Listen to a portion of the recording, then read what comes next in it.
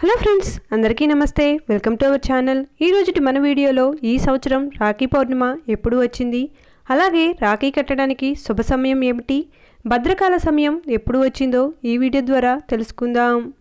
రాఖీ పండుగను ప్రతి ఏడాది శ్రావణ మాసం పౌర్ణమి తిథి నాడు జరుపుకుంటారు. ఈ పండుగ సోదర సోదరీమణుల మధ్య ప్రేమకు చిహ్నంగా భావిస్తారు. ఈ రోజున సోదరీమణులు తమ సోదరులకు రాఖీ కట్టి వారికి మంచి జరగాలని కోరుకుంటారు. సోదరులు కూడా తమ సోదరీమణులకు రక్షణ కల్పిస్తామని బహుమతులు ఇస్తారు. భద్రనీడ ఎక్కువగా రాఖీ పండుగ రోజున వస్తుంది. దీని కారణంగా రాఖీ కట్టే సమయం విషయంలో శుభ అశుభాలను చూసుకుంటారు. ఎందుకంటే భద్రనీడ సమయంలో రాఖీ పండుగను జరుపుకోవటం లేదా భద్రకాల సమయంలో సోదరులకు రాఖీ కట్టడం అశుభకరమైనదిగా పరిగణించబడుతుంది. ఈ కారణంగా సోదరీమణులు తమ సోదరులకు శుభ సమయంలో మాత్రమే రాఖీ కడతారు. రక్షాబంధన్ శుభ సందర్భంగా భద్రనీడ అంటే ఏమిటి, ఈ సమయంలో రాఖీ పండుగను జరుపుకోవటం లేదా పవిత్రమైన పని చేయటం ఎందుకు అశుభకరమైనదిగా భావిస్తారో తెలుసుకుందాం. రాఖీ పండుగ ఎప్పుడు? హిందూ క్యాలెండర్ ప్రకారం శ్రావణ మాసం యొక్క పౌర్ణమి తిథి సోమవారం ఆగస్టు 19 ఉదయం 3:04 ప్రారంభమై అదే రోజు రాత్రి 11:55 ముగుస్తుంది. రక్షాబంధన్ పండుగను ఆగస్టు 19 సూర్యోదయ తేదీ ఆధారంగా జరుపుకుంటారు. ఆగస్టు 19 ఉదయం 5:53 నుండి మధ్యాహ్నం 1:32 వరకు వచ్చే భద్రకాలంలో రాఖీ కట్టకూడదు. ఈ సంవత్సరం రాఖీ పండుగ రోజున 6 యాదృచ్ఛికాలను చూడవచ్చు. రాఖీ పండుగ చాలా పవిత్రమైనది, ఫలవంతమైనది. దీని కారణంగా ఈ సంవత్సరం రక్షాబంధన్లో 6 శుభ యాదృచ్ఛికాలు ఏర్పడబోతున్నాయి.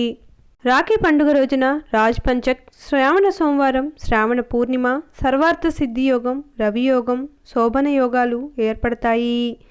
ఈ శుభ యాదృచ్ఛికాల వల్ల రక్షాబంధన్ పండుగ మరింత ప్రత్యేకంగా మారబోతుంది.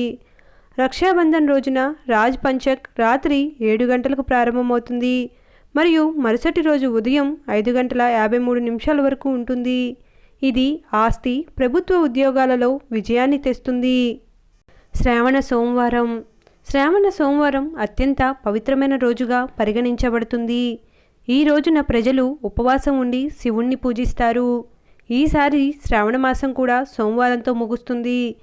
శ్రావణ సోమవారం నాడు ఉపవాసం ఉండి పూజలు చేయటం ద్వారా భక్తుల కోరికలు నెరవేరుతాయి. శ్రావణ పూర్ణిమ. శ్రావణ పూర్ణిమ కూడా ఈ రక్షాబంధన్ నాడు జరుపుకుంటారు. శ్రావణ పూర్ణిమ నాడు స్నానం, దానం, ఉపవాసం చేస్తే శుభం కలుగుతుందని చెబుతారు. పూర్ణిమ నాడు సత్యనారాయణ కథ నిర్వహించటం వల్ల కుటుంబంలో సంతోషం, శాంతి, శ్రేయస్సు కలుగుతాయి. సర్వార్థ సిద్ధి యోగం. అన్ని కార్యక్రమాలలో విజయాన్ని అందించే సర్వార్థ సిద్ధి యోగం కూడా రక్షాబంధన్ నాడు ఏర్పడింది. ఈ యోగం ఉదయం 5:53 నుండి 8:10 వరకు ఉంటుంది. రవియోగం. రక్షాబంధన్ రోజు కూడా రవియోగం ఉదయం 5:53 నుండి 8:10 వరకు ఉంటుంది. ఇందులో సూర్యుని ప్రభావం ఎక్కువగా ఉంటుంది మరియు ఈ యోగంలో అన్ని దోషాలు తొలగిపోతాయి. భద్ర రక్షాబంధన్ ఉదయం 5:53 నుండి మధ్యాహ్నం 1:32 వరకు ఉంటుంది. ఈ కాలంలో రాఖీ కట్టడం మానుకోవాలి. ఆగస్టు 19 రాత్రి 1:32 నుండి రాత్రి 9:08 వరకు రాఖీ కట్టడానికి అనుకూలమైన సమయం అని పండితులు చెప్తున్నారు. భద్రకాలంలో అననుకూల ప్రభావం. నమ్మకాల ప్రకారం భద్రకాలాన్ని అశుభకరమైనదిగా పరిగణిస్తారు. ఎందుకంటే ఈ సమయంలో చేసిన పని విజయవంతం కాదు, ప్రతికూల ఫలితాలను ఇస్తుంది. భద్రకాలంలో భద్ర ప్రభావం చాలా ఎక్కువగా ఉంటుందని, ఇది ఏ శుభకార్యంలోనైనా అడ్డంకులు సృష్టిస్తుందని నమ్ముతారు. అందువల్ల భద్రకాలంలో వివాహాలు, ప్రయాణాలు కూడా నిషేధించబడ్డాయి. Thanks for watching. ఈ వీడియో కనుక మీకు నచ్చినట్లయితే please like, share and subscribe to my channel. Thank you.